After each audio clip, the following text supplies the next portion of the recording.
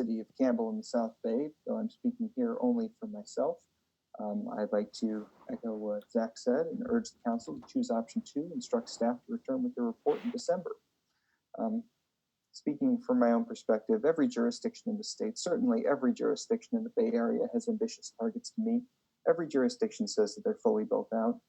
These restrictions are as artificial as Article 26, and in the wake of Measure Z's failure, the city has to determine how it's going to meet its RHNA goals in this environment.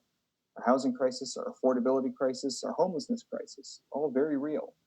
I urge the council to face this issue head on and aggressively schedule staff to report back as soon as possible so we can figure out how on earth we're going to comply with RHNA and well, maybe you should stick to your own city. You know, who wants you butting into our problem? Excuse me, Councilmember Daysog. Hold it. We have public comment. This gentleman has a First Amendment right to address us for 3 minutes. Please, you are entitled to your comments, but you will do it when we have council discussion. Okay, as I said more than once, we're not running a presidential debate. This is a city council meeting. We don't interrupt each other. Mr. Bookbinder, if you can remember where you were, please pick up where you left. Sure, I can actually answer that question. There's 2 reasons I decided to get involved here. One, as the housing crisis is a regional issue, this affects me and this affects people I care about. This affects friends that I have in Alameda who would be here at public comment if this had taken place 3 hours as opposed to 4.5 hours into this.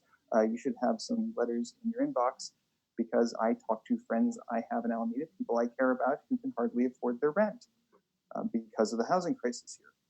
That's why I'm involved.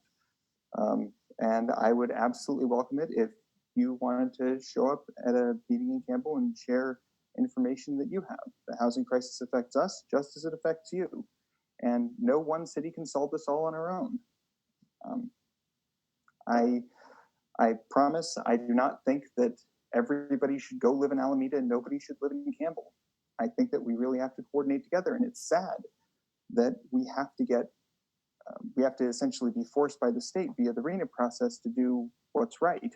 And it's especially sad that the state has been trying to do this since I believe at least 40 years, and they have to add all sorts of teeth to the law to make this actually happen. I wish it didn't come to this. I wish that we didn't have to be hostile with each other.